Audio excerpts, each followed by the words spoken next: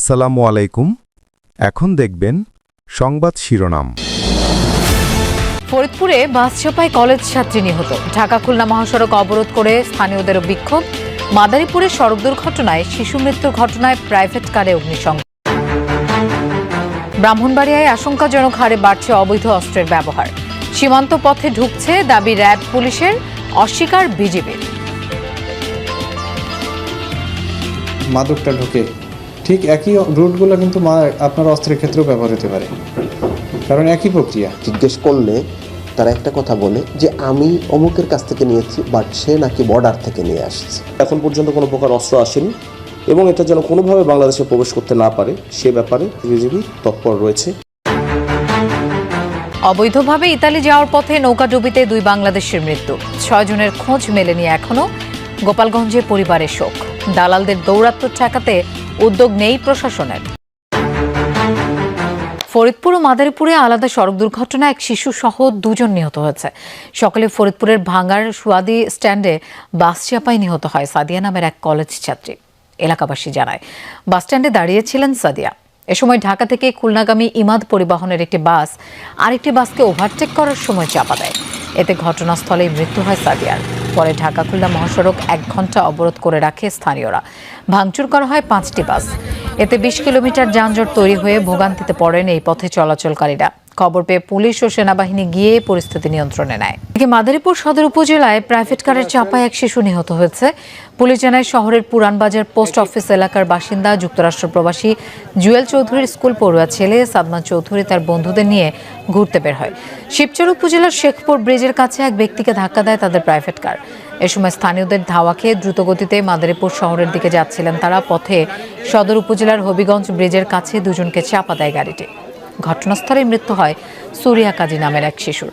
আরেক শিশু মিম আক্তারকে উদ্ধার করে হাসপাতালে ভর্তি করে স্থানীয়রা। ঘটনার পর পালিয়ে যায় সাদমান সহ তার বন্ধুরা। এলাকায় উত্তেজনা ছড়ালে গাড়িটিতে আগুন দেয় বিক্ষুব্ধ জনতা। পরে পুলিশ ও ফায়ার সার্ভিসের কর্মীরা ঘটনাস্থলে পৌঁছে পরিস্থিতি নিয়ন্ত্রণে নেয়। নিহতের পরিবারের পক্ষ থেকে অভিযোগ পেলে আইনগত ব্যবস্থা নেওয়া হবে বলে জানিয়েছে পুলিশ। টাঙ্গাইল 6 আসনে বিএনপির মনোনয়নকে কেন্দ্র করে 2 গ্রুপের মধ্যে সংঘর্ষ হয়েছে। দুপুরে দেলদুয়ার উপজেলার এলাসিন বাজারে এই ঘটনা ঘটে। পুলিশ জানায়, টাঙ্গাইল 6 আসনে প্রজন্ম দলের নির্বাহী কমিটির সভাপতি জুয়েল সরকারকে বিএনপির মনোনয়ন দেওয়ার দাবিতে মানববন্ধন করছিলেন তার কর্মী সমর্থকরা। পরে একটি বিক্ষোভ মিছিল বের করেন তারা। একই সময় দলের প্রাথমিক মনোনয়নপ্রাপ্ত রবিউল আউয়াল লাভলুর সমর্থকরা মিছিল নিয়ে সেখানে দিয়ে যাচ্ছিলেন। এ সময় 2 গ্রুপের সমর্থকদের মধ্যে বাকবিতণ্ডা হয়। পরে সংঘর্ষে জড়ায় দুপক্ষ। এতে আহত হয় অন্তত 10 জন। খবর পেয়ে ঘটনাস্থলে পৌঁছে পরিস্থিতি নিয়ন্ত্রণে আনে পুলিশ। রাজবাড়ী 2 আসনে নির্বাচনে উত্তেজনার পারদ তুঙ্গে। 3 উপজেলা নিয়ে গঠিত আসনটিতে এখনো কোনো প্রার্থী ঘোষণা করেনি বিএনপি। মাঠ গোছাচ্ছেন একাধিক নেতা। জানিয়ে শুরু হচ্ছে অভ্যন্তরীণ কোন্দল। শরিকদের সাথে আসন ভাগবাটোয়ারার গুঞ্জনের সুযোগে প্রচারণা চালাচ্ছেন এনডিএম এর মহাসচিব।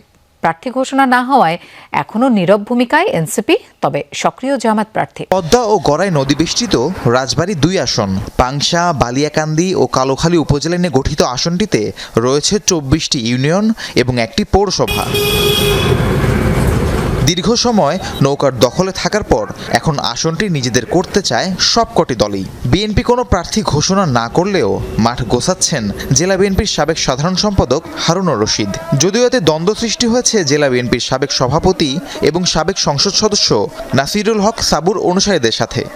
সারা বাংলাদেশের ন্যায় রাজবাড়ী 2তেও আমাদের দলের পক্ষ থেকে ধানের শীষ দিয়ে দল যাকে যোগ্য মনে করবেন এখানে পাঠালে আমাদের ঐক্যবদ্ধভাবে আমরা সবাই ধানের শীষকে বিজয়ী করে আনবো ইনশাল্লাহ। এখনো আমরা আশা করি যে প্রার্থী হবেন, তবে যদি শারীরিক কারণে না পারেন সে বিষয়টি আমরা মাথায় রেখে কাজ করে যাচ্ছি।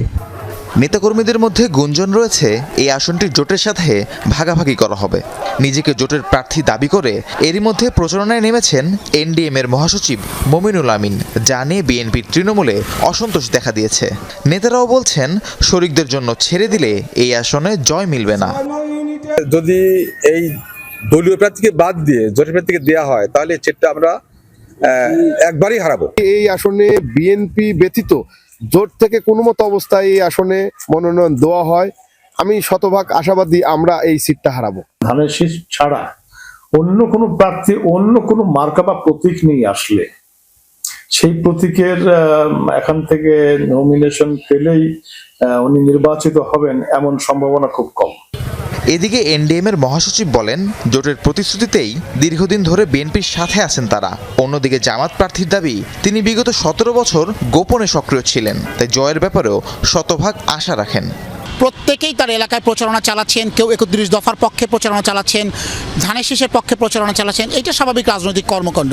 যখন দল থেকে চূড়ান্ত মনোনয়ন ঘোষণা হয়ে যাবে, আমরা আশা করি এবং এটা আমাদের প্রত্যাশা, বিএনপির সমস্ত নেতাকর্মী ঐক্যবদ্ধভাবে প্রার্থীর পক্ষে থেকে জাতীয়তাবাদী শক্তিকে বিজয়ী করবে। নিম্ন শ্রেণীর অটোওয়ালা, ভ্যানওয়ালা, রিক্সাওয়ালা, রিক্সা শ্রমিক, আপনি যা জিজ্ঞাসা করবেন ভোট দেবেন কোথায়, আমাদের ওই নৌকা ধানের শীষ দেখা শেষ দাঁড়িপাল্লার তারা ওপেনেই বলতেছে পাংশার 80% রিক্সা, তারও বেশি, যে আমরা এবার ভোট দেবো দাঁড়িপাল্লায়।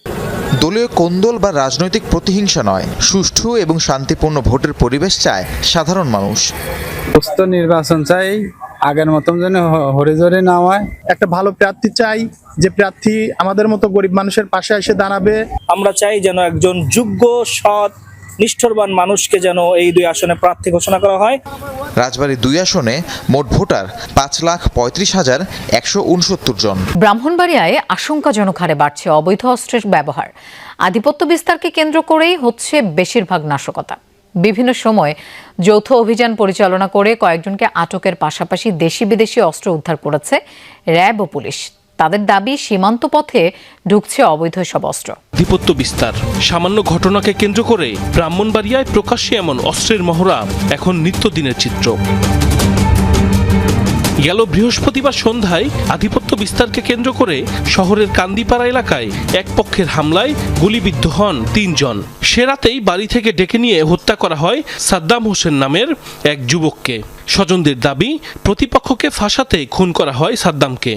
2টা ছেলেরে বেশি মারছে, ওই 2টা ছেলে যদি মরা জায়গা এটার কাউন্টার দেওয়ার জন্য আমার ছেলেটার বাড়ি থেকে রেখে নিচ্ছে। কে মারছে, কে কি করছে এখন আল্লাহ জানে। হসপিটালে নিবে এরকম কোনো মানুষ নাই। কয়েকজন কিছুদিনের মধ্যে দেখা গেছে অস্ত্রের যন্ত্রণায় উঠতেছে এবং বিশেষ করে অত্যাধুনিক পিস্তল এবং বিভিন্ন শর্টগান সহ এগুলো ব্যবহার হইতেছে। বেশি গুলি করে মারছে গুলিটা করছে না, সারাটা ভাঙে গিয়ে আমাকে মোবাইল দিছে। কোনো সময় করবে না, গ্রামে যে পিস্তল আইব বা গুলি আইব, এটা কোনো সময় ভাবছি না। এসব ঘটনার পর যৌথ অভিযানে বেশ কয়েকজনকে আটক সহ অস্ত্র উদ্ধার করেছে পুলিশ ও র্যাব। তাদের দাবি, সীমান্ত দিয়ে অবৈধভাবে দেশে ঢুকছে এসব অস্ত্র। কমন একটা দেখা যাচ্ছে যে তাদের ইয়েটা জিজ্ঞেস করলে তারা একটা কথা বলে যে আমি অমুকের কাছ থেকে নিয়েছি, বাট সে নাকি বর্ডার থেকে নিয়ে আসছে। বর্ডারিং এরিয়া থেকে যে অঞ্চল দিয়ে আপনার গাঁজাটা ঢোকে, মাদকটা ঢোকে, ঠিক একই রুটগুলো কিন্তু আপনার অস্ত্রের ক্ষেত্রেও ব্যবহার হতে পারে, কারণ একই প্রক্রিয়া। যদিও এসব দাবি অস্বীকার করেছে বিজিবি। তাদের দাবি, সীমান্ত এলাকায় নজরদারির পাশাপাশি টহল কার্যক্রমে জোর দেওয়া হয়েছে। এখন পর্যন্ত কোনো প্রকার অস্ত্র আসেনি এবং এটা যেন কোনোভাবে বাংলাদেশে প্রবেশ করতে না পারে সে ব্যাপারে বিজিবি তৎপর রয়েছে এবং আমাদের গোয়েন্দা নজরদারি বৃদ্ধি করা হয়েছে।